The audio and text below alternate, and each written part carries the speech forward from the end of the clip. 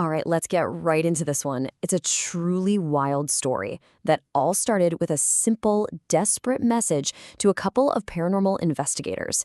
And it takes a turn that I promise you will not see coming. And this was that message. Super simple, but you can feel the panic in it, right? It came from a guy named Jake who went on a Tinder date, brought the woman back to his place, and well, now he was in a situation that was quickly spiraling out of control. So this message lands in the inbox of two YouTubers, Thriller Teller and Benji. And at first, they're a little skeptical. Is this just some messy breakup drama? But Jake's fear sounded so genuine, they decided they had to go check it out and see what was really happening. Okay, so let's get our players straight. First, you've got Jake, the guy who's basically a prisoner in his own house. Then there's Sarah, the Tinder date who just won't leave. And finally, our investigators, Thriller Teller and Benji, who had no idea what they were about to walk into. When the investigators get to the house, Jake's story is somehow even more disturbing than they imagined. Sarah wasn't just overstaying her welcome, her behavior was completely off. It was bizarre. And look at this list. This is what really paints the picture. We're not just talking about a difficult house guest here. I mean, who stands in a corner for hours on end or whispers to someone who isn't there? This is something else entirely, something deeply, deeply wrong. And it had gotten to the point where Jake was so terrified of her that he'd actually given up his own bedroom. He was sleeping in another room just to avoid being near her. He was an absolute prisoner in his own home. And this is the moment everything shifts. As the investigators creep towards the bedroom where Sarah is, this is what she whispers. It's the first real, chilling clue that maybe she's not just acting strange. Maybe she's connected to something that they can't see. So at this point, they are totally convinced something paranormal is going on. They decide to set up cameras all over the house to try and catch something overnight. But before they could even hit record, all hell broke loose. All of a sudden, they hear this blood-curdling scream coming from the room Jake is in. They run over, and he's completely hysterical, screaming that Sarah had just attacked him and was trying to swallow his foot. I mean, what even is that? So they're trying to get to Jake, right? But just as they reach the door, bam, it slams shut. And here's the crazy part. It locks from the inside, but there's no one there to lock it. They are trapped outside, just listening to Jake scream as some thing holds that door shut. While they're pounding on the door, trying to break it down, they hear Sarah's voice from inside.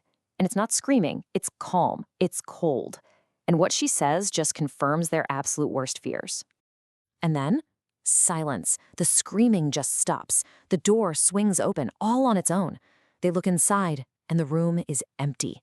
Jake is just gone. And in that moment of pure terror, they did what pretty much anyone would do. They ran. So in their minds, it was over. They'd failed. Jake wasn't just missing. He had been taken, consumed. Whatever that demonic thing pretending to be Sarah was, it had him now. So you'd think that's the end of the story, right? Case closed, man taken by a demon. But the next morning, something, maybe a gut feeling, maybe guilt, it pulled them back to that house one last time. And what they were about to find would flip this entire story on its head. All right, let's get into what they discovered when they went back, because, wow, this is where the story takes a massive, unexpected twist. The room is completely trashed, but there's stuff in there that wasn't there before. A laptop, for one, and way more disturbing, stacks and stacks of photos of all these other women. It was pretty clear that Jake had a whole secret life he had failed to mention. On the laptop, they find a single video file, and it's a confession. It's Jake, looking absolutely terrified, speaking to the camera, and he's apologizing to all the women from the photos. He's begging them for forgiveness and just pleading for her to leave him alone. And then they see it. As Jake is on camera, begging for his life, this unmistakable, shadowy figure just materializes right behind him. It's Sarah. And in that one chilling moment, everything clicks into place. This wasn't a random attack. This was a haunting. So this discovery just reframes the entire narrative, doesn't it?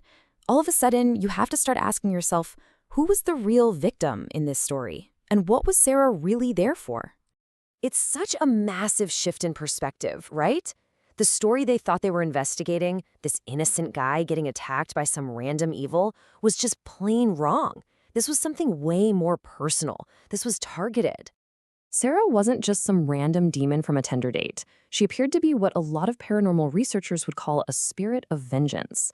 Basically, a supernatural force that shows up to deliver a very specific kind of payback to someone who's done terrible things to others. And that leaves us with this final, really chilling question.